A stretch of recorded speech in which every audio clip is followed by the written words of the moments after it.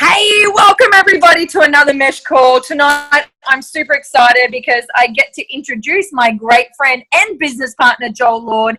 And tonight, you're in for a real treat. We've been working on some incredible content over the last 6 months.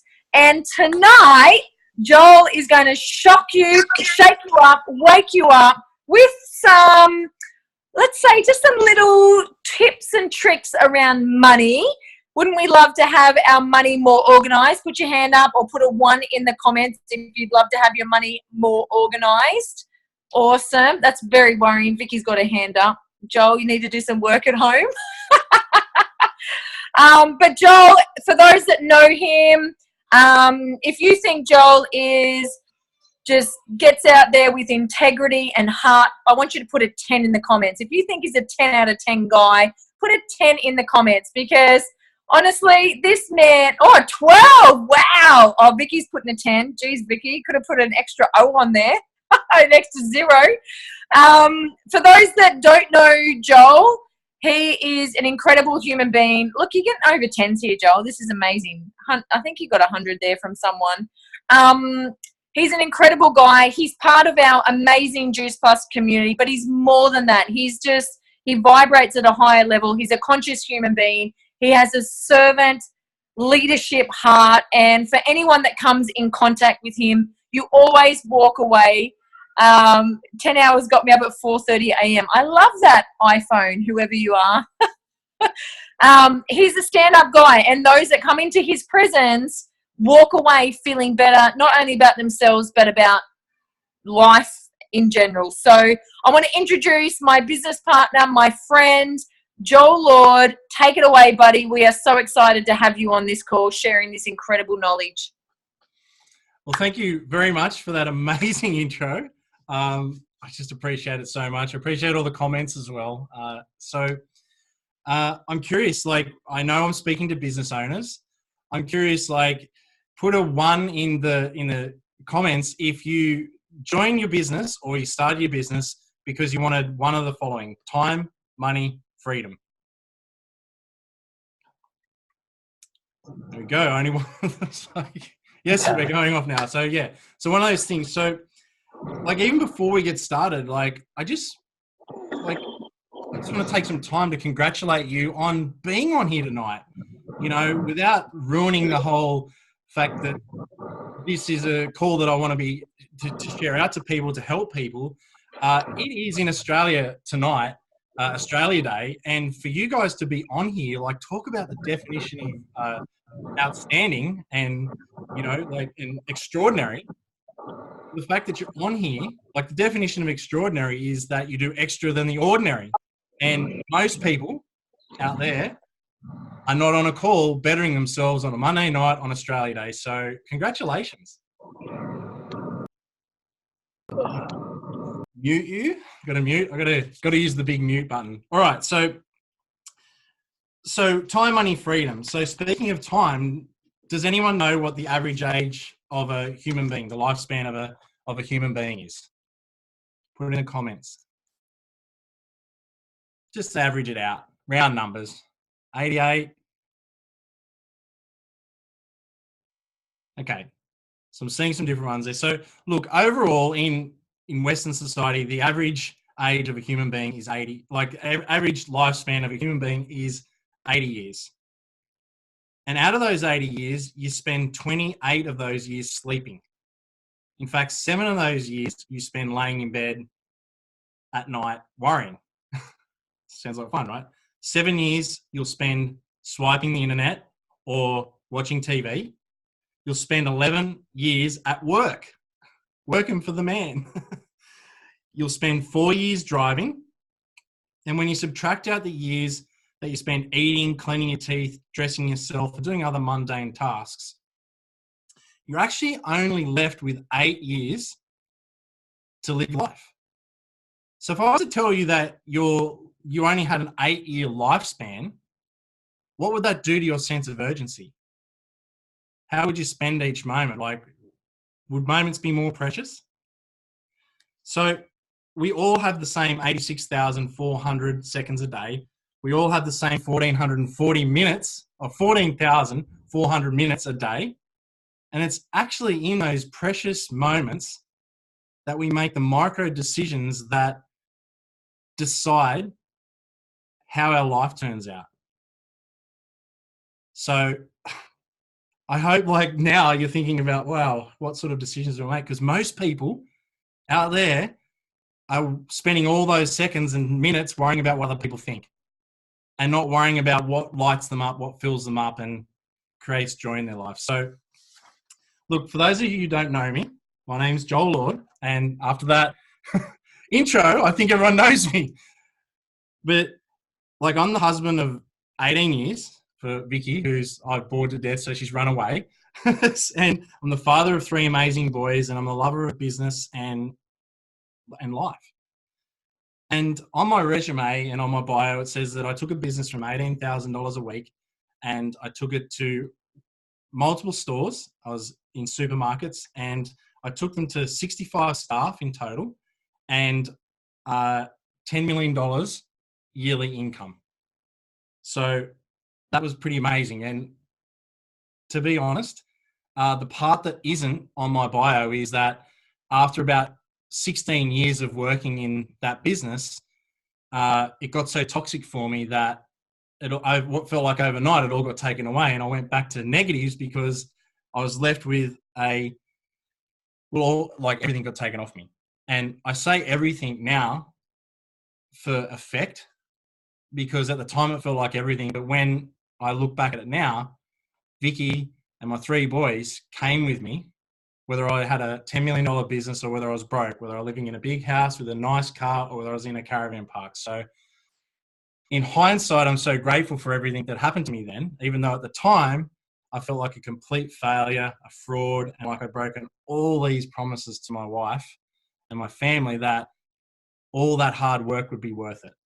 All that hard work would be worth it. So, on the outside, I looked like I was a successful entrepreneur and I had the business, I had the life. And there was a point in time where I felt my life was so toxic because of the atmosphere I was in that I was just at a coffee shop one day and I was feeling a little bit off. And I don't know if you've ever felt this or not, but I was feeling a bit off and I was just like, oh, I'm going to go back to the car. And then I was getting back to the car and I was in this busy car park in the middle of town, like the busiest car park in town. And I'm like, my friend and mentor, he rang me on the phone and I'm like, I can't answer this phone because I'm going to break down. I'm actually going to break down. I'm done. And it rang and rang and he kept ringing. And I thought, right, I've sucked it up enough. I can answer this phone. So I answered the phone and I said, hello. And he said, how you going, mate? And I went, good. And I was like, oh shit, I'm not good. And he said, hang on a minute. No, you're not. You're not all right. What's going on? And I said, look, I just got to call you back. And he says, if you hang this phone up, you're done. Like I'll find you. And like he wouldn't, but it was, he was broing me up. He's like, he was looking out for me. And what happened is I ended up breaking down in the middle of the street, in the middle of the car park, feeling like this complete idiot because everyone knew me and I'm just crying in the street and I'm just like, wow. So I ended up going to his office down the street and thank God I had big sunglasses because I could actually mask it a little bit. But yeah, like, look, guys, I don't know if you can relate to losing a $10 million business, but has there ever been a time where you feel like you've stuffed your life up so bad and you've dug a hole so deep that you don't know how you're going to get out of it? That's where I was, 100%. So here I am, never taking a holiday, never really doing anything, just working, and it's all gone. I've got this mortgage I can't pay for, got all these broken promises, and a friend of mine rings me and goes, how's it all going? He hears about it, and he goes, Joel, go to Tony Robbins. By show of hands, who knows who Tony Robbins is? All right. Imagine me, I didn't know who Tony Robbins was. He was just a guy that I saw coming up in YouTube clips to watch, and I never watched him. I had no idea who he was. This guy's going, go to Tony Robbins, go to Tony Robbins, go to Tony Robbins, go to Tony Robbins. I'm like, no. I don't have enough money to pay my mortgage, let alone pay $1,200 to go to a guy that I don't know. Anyway, This guy hassled me so much. I eventually bought the ticket. And he rang me up and he goes, "Hey, Joel, get your ticket for Tony Robbins." I'm like, "I've got it. I've got the bloody ticket. Like, can you shut up now?" Anyway, I ended up going to Tony Robbins. And the reason why I'm mentioning this story is because two profound things happened at that event that have changed my life forever. And they're always going to be part of my story. The first one was like, and I want to paint you a picture. Like, I was at a point where I didn't feel like I could get back up off the ground. Like, I felt like I was broken. Have you ever been to the gym and you've been doing squats or you've been doing a bench press or something and you've done one rep too many and you don't have a spotter and you can't physically get that bar back up? You're like, you've gone one too many. Well, that's how I felt like with my life. I was at the point where, and my beliefs are that there's many things that you do before you go and look at antidepressants.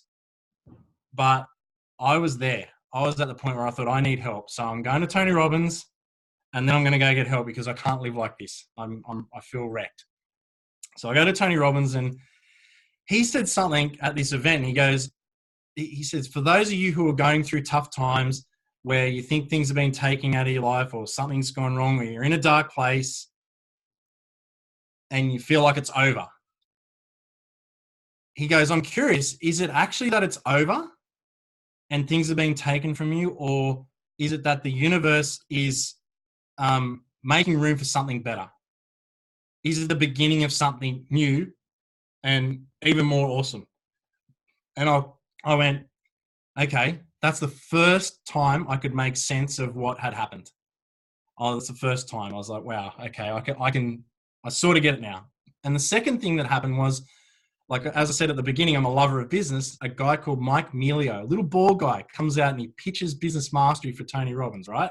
And he comes out and he tells his story about how in the crash, he lost $127 million a year business. And I was like, at least I didn't lose that big a business. I was like, wow, that one, if it hurt this much to lose what I did, like, this guy's like just got smashed. And so that was kind of sick of me to think of it like that. But anyway, but what he said was like super profound for me. He found my why. And it keeps coming up on every exercise I do about my why. But he said that when that happened to him, he was going to go back to a normal life. He was done. He was ready to just go get a job because business wasn't for him, wasn't all these things. And he said that every day he would walk in to see his son, and a little 5-year-old at the time. And he said, I would tell my son that he could have anything in this world just so long as he didn't quit, just as long as he kept going and he never gave up.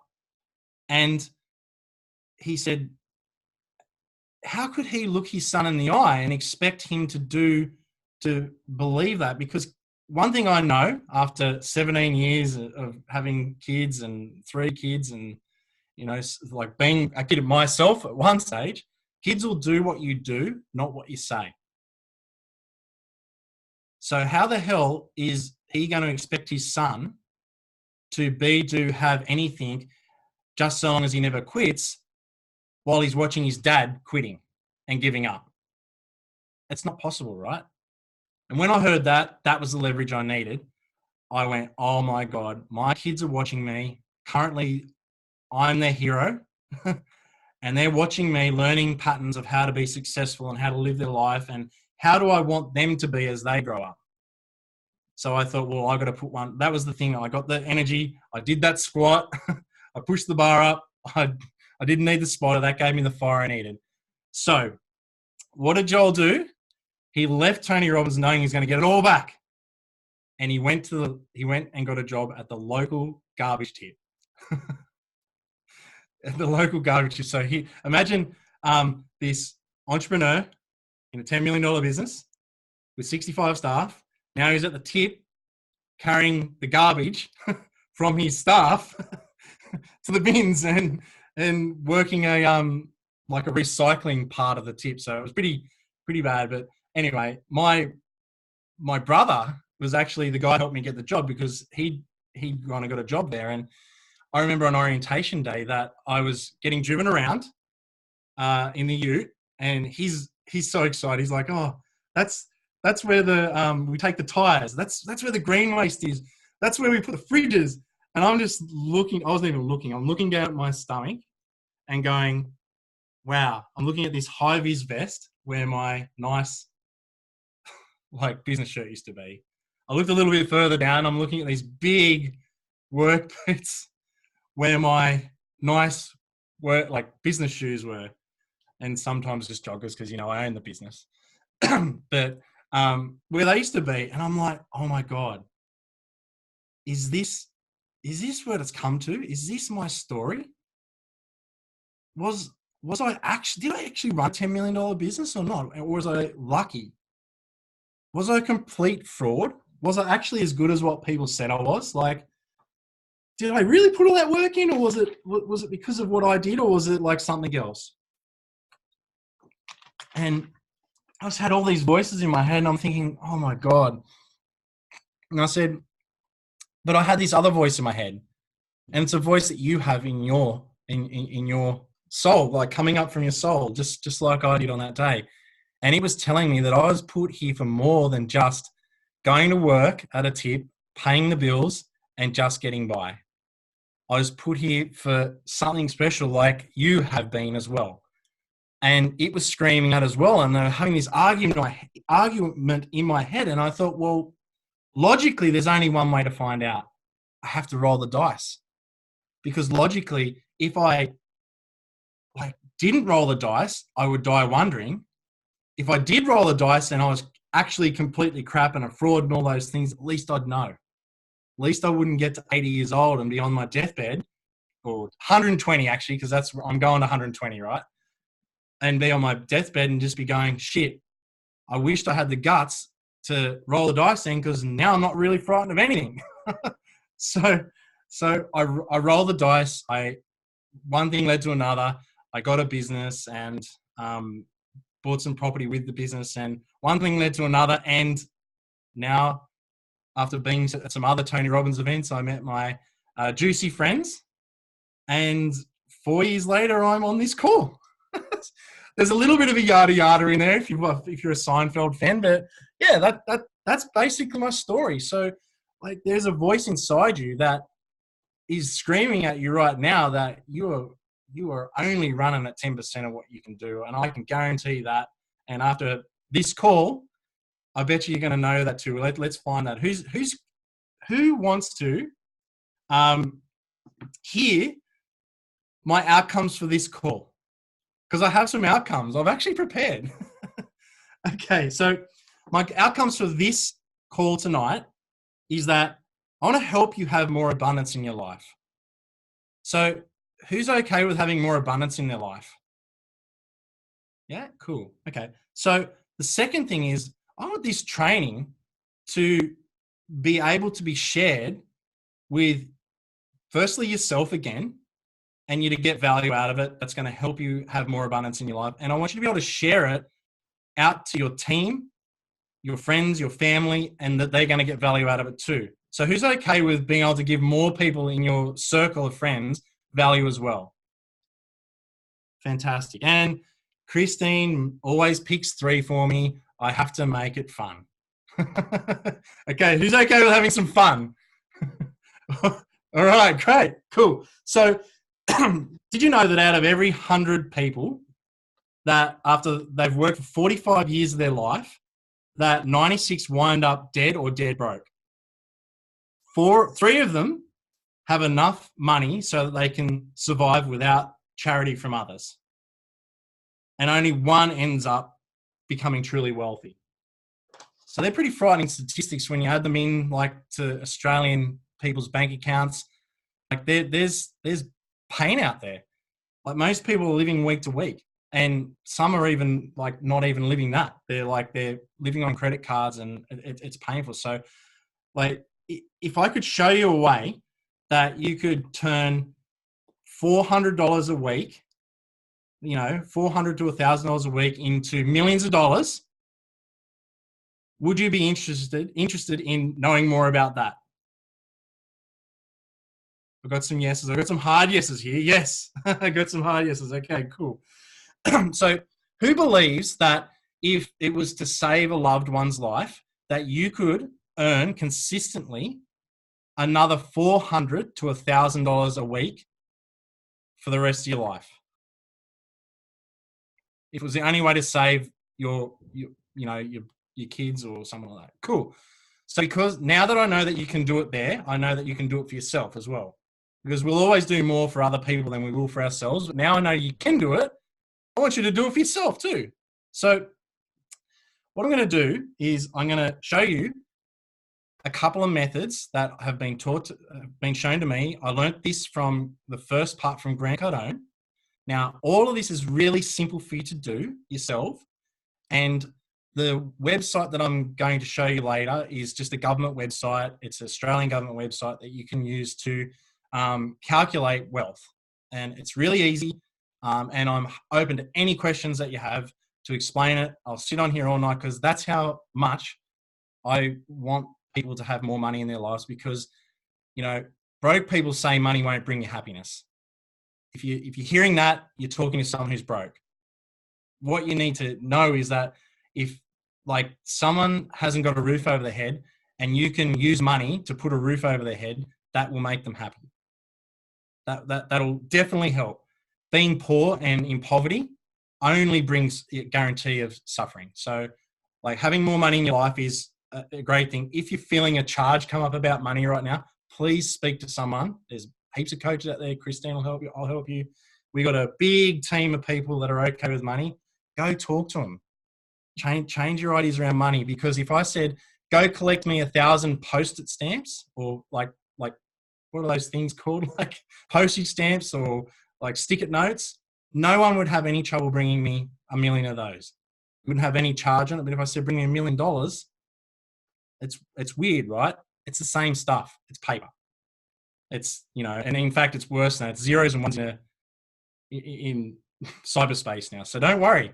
And another fact is, if you backed your truck up to the ocean and you took out 10 million litres and you took off in the night, no one saw you do it, the people going in to put their boats in at the Gold Coast for Australia Day aren't going to step there the next morning and go, geez, the sea level's gone down because someone took 10 million litres out of here. They don't that's nonsense, right? No one would even know knew you took 10 million. The same is with the financial world. There's so much money out there that if you took 10 million out of the system and it was to make your life better and everything like that, no one would even know. No one would even know. So think of it like you having money doesn't mean someone else has to miss out. There's enough for everyone. In fact, Christine has a statistic that if everyone had all the money shared out across everyone on the planet, we'd all have $10 million. So, yeah. Anyway, we're talking about $1,000 a week, because $1,000 is easy for me to do the maths on, okay? So that's the only reason. So I'm going to share my screen. I'm so technically advanced, by the way. Here we go. So I've got that bar in the road, so I can't actually make this work. So there's me at the tip, guys. So I can't see you all now, but that's me at the tip. I'm a happy guy. I'm loving life. And yeah, that's proof. That's me in, I think, May 2016. So yeah, how good was that? Vicky actually reminded me the other day of how annoyed I was with myself for letting it get to there. But anyway, that's a different story. So I can't see your faces anymore. So you'll have to take yourself off mute if you have any questions. But what I want to direct you, can you all see this, by the way? Maybe Christine can translate for me or something, or someone can translate for me. But here is your weekly income of $1,000. Now, this is a thing that Grant Cardone taught me. It's called the 40-40-20 rule. Now, what that means is, let me look at the chat. Can see. Cool. All right. So what that means is, if you earned an extra $1,000 a week, now there are so many ways you can make money. There's so many online businesses you can use to create wealth. Hint, hint. But there's lots of ways that you can do it. And all I'm asking for you to do is to like follow Grant Cardone when he says break it into 40, 40, 20 straight away. And what this is 40% is the future you account. So that's future Paul, future Christine, future Joel. You just got to have a separate account. And what Grant Cardone calls this is his holy account. And he doesn't mean in a biblical sense. It's like he says he's going to punch holes in your face if you touch that money. You do not spend it on anything other than buying investments at all. There's no nothing. You don't pay rent with it. You don't buy a holiday. The only thing you do is you put it away so you can buy things that go out and create extra wealth for you. That's it. So the next part is the second column is the second 40% is your business. So like on a side note, you need to keep your business expenses and your life expenses separate so that you have a accountant that loves you.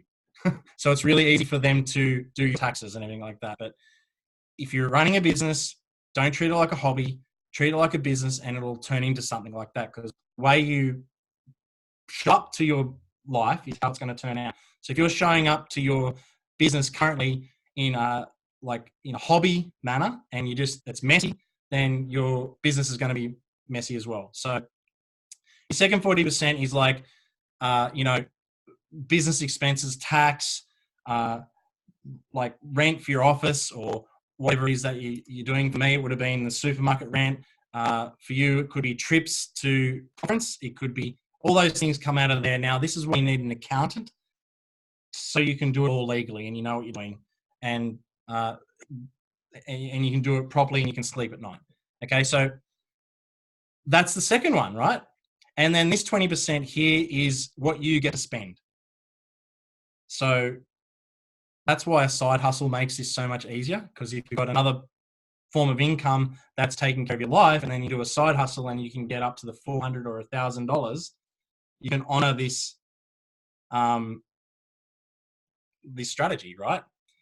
Now, some people, when I do this at my event and I tell them that, hey, if you're making $1,000, you can only spend $200 on yourself, they freak out and they're like, well, I can't live on that. I'm like, well, if you want to spend more money here, it's simple. You need to earn more money here. And in today's internet world and the way that the rise of the entrepreneurs happened, you can make far more than $1,000 a week if you just like go all in. So I hope that makes sense. So what am I getting at? This seems pretty boring, all right? And I promise you it's going to get better. This is just a setup. So if you save $400 a week for an entire year, you're going to have $20,800 at the end of the year.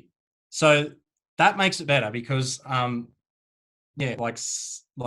saving $400 a week can sound a bit like boring in this day and age and not as fun. But, if you have some discipline and you do it, you're going to have that much money. In 5 years, you're going to have $104,000. Now that's starting to sound really cool, right? And I just want to come back and see that everyone can see. I'm just looking through the cameras now. Does everyone get that? Take yourself off mute if you have a question around that right now. So we all get that we're splitting our money into 40, 40, 20, 3 accounts, pretty simple stuff, right? Okay, cool. It's what we do with these accounts, with this money that makes it awesome. So this is the Australian government. If you look up compound interest calculator, you will see this exact screen. Now, what I've done here is I've put the 20,800 from like this column here, a year of savings, and I've taken the $400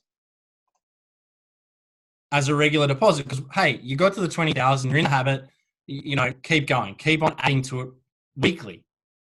Now, if you can do this weekly with this sort of deposit and the compound interest is monthly and you have an interest rate of 8%, which you're not going to get in the bank at the moment, but there are many ways you can invest like this that can get you 8%. 8%'s not like dramatically hard to get. It's a common interest rate that people get. and you can do this for 25 years, you're going to have $1.8 million. Now, I don't know, does that sound good, or or are people not liking that? This is not, you've started Facebook. This is not, you've started like some killer app. This is not some freak of nature, like you had to be in the right place at the right time. You've literally just won the lottery by having some discipline. And like with today's health, healthcare and scientific, discoveries that are happening around health, and the fact that we're in an amazing company like we are, we're going to last a long time. We're all going to last over 25 years more. So would you like to have $1.8 million at the end of that? Or not? So I'm going to take it back, and I'm going to show you like the 104,000. So if you start after 5 years of saving, you find that investment vehicle, and you're still only going to put $400 a week into it. All right.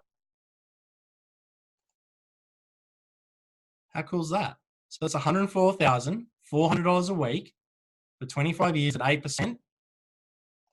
You're going to end up with $2.4 million. Now, the cool thing is, you've done regular deposits of $520,000, but your total interest is $1.7 million. The bank has given you, or the investment strategy has given you more money, like by 3 times back than what you have put in. So, like, does that make sense? I'm just going to stop the share, and I'm going to bring it back. Does that sound awesome? Like regular people like you and I can create wealth for our family. Like, what about generational wealth? That's starting to get there. Like, what about being able to leave your kids, or in 25 years, your kids want houses and stuff like that, and you'll be able to help them before you pass on, or like that. It's endless, right? Yeah. Look, you are either using compound interest or you're paying it. And if you don't know whether you're paying it or not, you are paying it. So when you swipe your credit card, the bank is using compound interest on you. You're paying them the compound interest. If you reverse the roles, they're paying you compound interest. It's that simple. So does that make sense? Like, did I lose anyone there? Does everyone understand how, just with, like, I'm looking at everyone on here, like, I want this to be shareable. So like, I'm just going to say that you can make enough money with Juice Plus to earn $400 a week that you can put away to do that and create that kind of wealth in your family and for your family. It's boring and it will work. Now, what is really cool is you don't need, that was just really like conservative figures. You can earn more interest than that by a long shot. You can add more each week. You can have a bigger deposit. And it gets crazy. I really challenge you as your homework to please Google like the compound interest calculator, find the Australian government one, and go have some fun with it and reverse engineer a plan for yourself to create this wealth.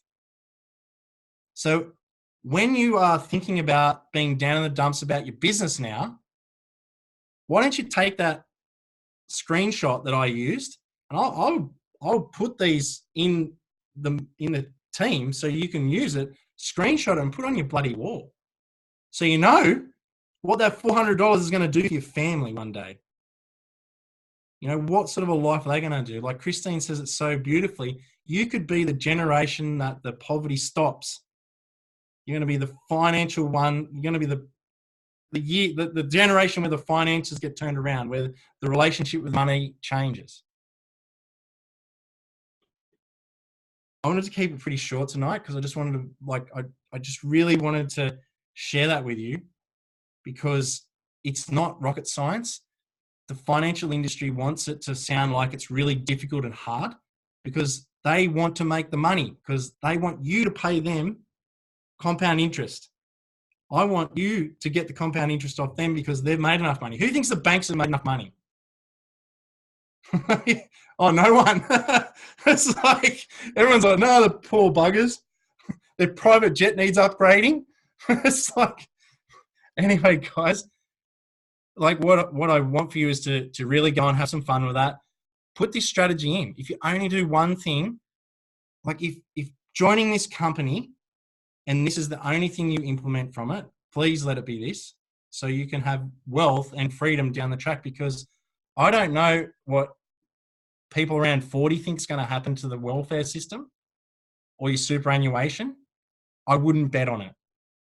The only ones that are making money from that stuff are the people that are looking after it for you right now. I don't believe there's a guarantee it's going to be there. I don't know. I don't have a crystal ball.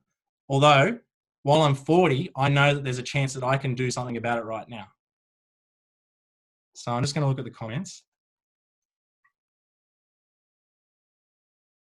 Yeah, when people ask me about what to invest in, I say invest in something that interests you, because if it doesn't interest you, you won't pay attention to it. And if you don't pay attention to it, money is like a jealous lover. If you don't pay it attention, it's going to go to someone that will pay it attention. So, like, yeah. Does anyone have any questions?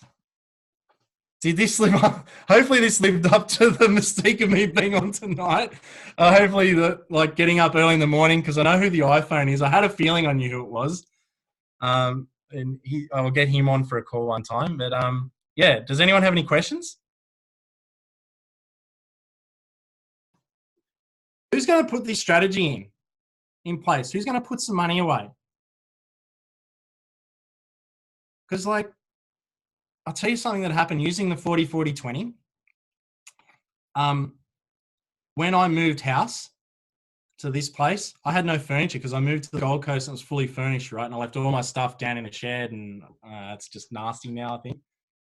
And even though my check wasn't huge, like I'm not buying Ferraris with my Juice Plus check, but religiously 40-40-20, my business part was able to buy like the furniture in the house. And you know, when you're sitting in there, and I bought a fridge, and I was like, shit, I don't have a washer and dryer. That just got more expensive. I was able to buy that stuff, buy beds for the kids, and do stuff like that. So yeah, I like share this around, guys. Share this with your team. It's boring, and I think that's why people don't learn it. They don't teach this to you in schools, and I wish they did. But at the end of the day, there's a lot of people wanting you to pay that compound interest to them. So I want you to get it. Does that make sense? Cool. All right. Well, I'm going to stop the recording. Have a most outstanding day.